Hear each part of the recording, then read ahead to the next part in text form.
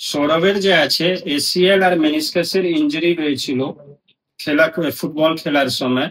তারপরে যে আছে ওর এসিএল রিকনস্ট্রাকশন হয়েছিল আর মেনিসকাসের রিপেয়ার হয়েছিল। যখন এসছিল আমার কাছে প্রচুর স্টিফ ছিল হাঁটু, আগে থেকে অনেক জায়গায় ফিজিওথেরাপি করে এসেছিল। কারণ অনেক দূরে থাকে, নেহাটি থাকে যে আমার চেম্বার থেকে অনেক দূর। তো তখন ওর পা একটুকু ভাঁজ হতো না, না সোজা হতো না ভাঁজ হতো।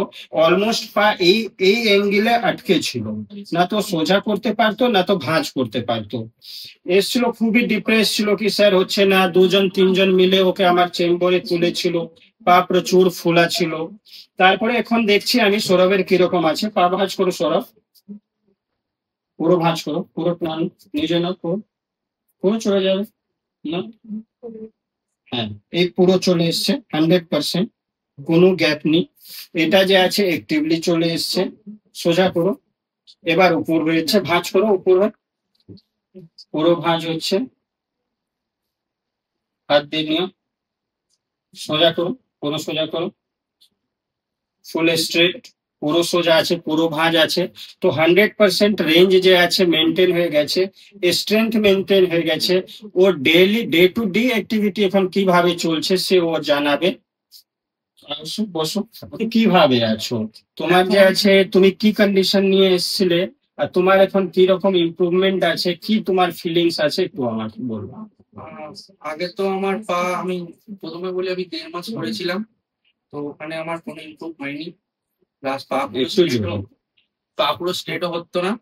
আর এখানে যখন এসেছিলাম তো পা পুরো স্ট্রেট ছিল না, প্লাস বেন্ডও হচ্ছিল না। এখন পুরো পা স্ট্রেট হচ্ছে, প্লাস পুরো বেন্ড হচ্ছে। আর এখন সাইকেলিং হাঁটা চলা সবই করতে পারছি। কোনো কাজে কিছুতে তোমার অসুবিধা হচ্ছে না, এখন কোনো অসুবিধা হচ্ছে না। মাটি বাটিতে বসা সব না, করতে পারছো? মাটি বাটিতে বসা কোনো অসুবিধা হচ্ছে না। আমি এখন খুব ভালোভাবেই সবই করতে পারছি, সাইক্লিং ফাইক্লিং সবই করতে পারছি। ওকে, ঠিক আছে, একটু হেঁটে দেখো, হাঁটো। তোমার তো হাঁটাও খুব খারাপ ছিল। হ্যাঁ, আমি তো হাঁটতে পারতাম না।